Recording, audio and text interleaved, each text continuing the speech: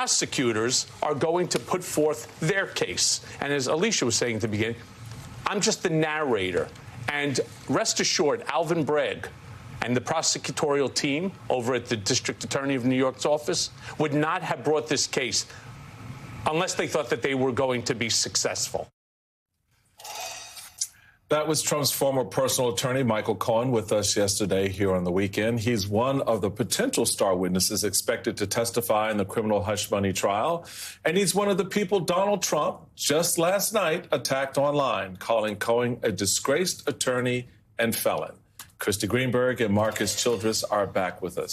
I mean, Donald Trump is posting these things online, and anyone could see it, including some of these potential jurors. Christy, during jury selection, it's our understanding that this 42 questionnaire is going to be used to select 18 jurors, 12 of which will be seated, and then there'll be 6 alternates.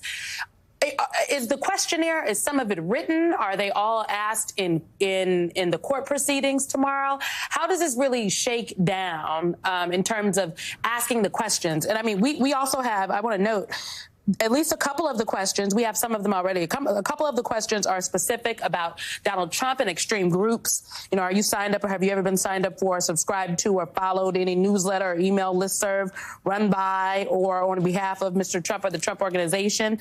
There's at least a specific question related to Michael Cohen about asking if anyone has read or listened to any of the books or podcasts by Michael Cohen or Mark Pomerantz. And then they can actually select which they've heard or listened to. How are they going to get the answers to these questions?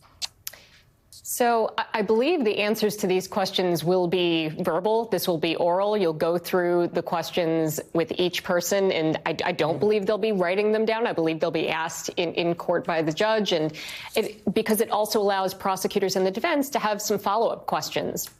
And so, again, these 42 questions, you'll go through one by one, which is why it's going to take as long as we expect it, which will be, roughly 2 weeks. We had Michael Cohen on again yesterday, and one of the things that we talked about was the possibility that Trump might take the stand and testify, one of the big questions going into the next few weeks. I want you to take a listen, Marcus, to what Cohen said, and then we'll talk about it on the other side.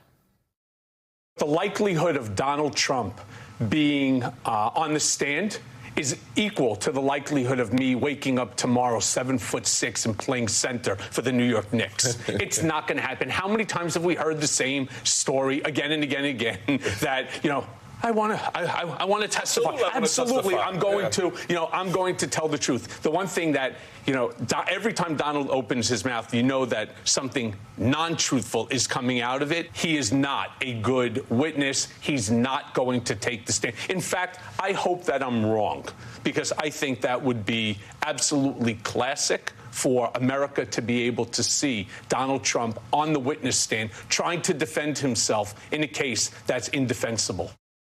I mean, Marcus, call me crazy. I can't imagine an attorney in the United States who thinks it is a good idea to put that type of wild card on the stand, especially given the question of intent is really what prosecutors are trying to drive at here. So your thoughts on whether or not Donald Trump should take the stand? Look, a lot of attorneys may not agree with Donald Trump taking the stand, but I can tell you if I'm a prosecutor in this case, I'm praying and wishing that he does, because there's so many public statements. And as Michael Cohen just said, Donald Trump's ability to tell the truth is so well documented that cross-examination could last as long as voir dire when it comes to impeaching what the former president just said on direct. And so, I don't think the chances of Donald Trump taking the stand are very high if he's following, I would say, a traditional, more conservative, safe legal strategy. But if I'm a prosecutor in this case, I am hoping and praying that he does, so that I can show the world exactly his character for truthfulness and impeach everything that he had just said prior during direct. Christy, one other aspect of this that I think is also going to be fascinating as you have the jury selection process unfolding. Donald Trump, as we've noted on the weekend for a long time now, has been using this opportunity, these court scenarios, and now this upcoming trial as his platform, as no different than a campaign stop. in many respects. He was noted on, put up on Truth Social regarding this trial. Just yesterday, he said, quote, "There is no way I can be given a fair Biden trial on Monday with Judge Juan Merchan, who is totally conflicted and corrupt, presiding. Soros-backed Alvin Bragg, the district attorney who has, along with his sidekick Letitia James, let violent crime flourish in New York, never wanted to bring this case because it is a sham and mockery of our legal system. He brought it anyway for purposes of saving the worst president in the history of the United States, election interference." I said a long time ago, this man should be just have his behind put in jail to stop this kind of foolishness. But the system said, no, we're just going to let him stay out and do more of this. This, to me, are poison pills in this process. And I think it has some taint potential on the jury selection. It certainly has had some taint on how the public is viewing this. How do you, if you're the prosecutor, get control of this and be able to present a case that the public really understands not just the consequences, but the merits, why this case is important? Because everyone wants to dismiss this particular case because it involves sex and money. But this is really not about sex and money. This is about election interference. This is about something that is a felony, a federal case. Make that case, if you would, if you're the prosecutor for us. I'm so glad you mentioned that, because so many people have said, well, this case is not serious. The charges aren't serious. There are 34 felonies, not just for the falsification of business records. That's a misdemeanor.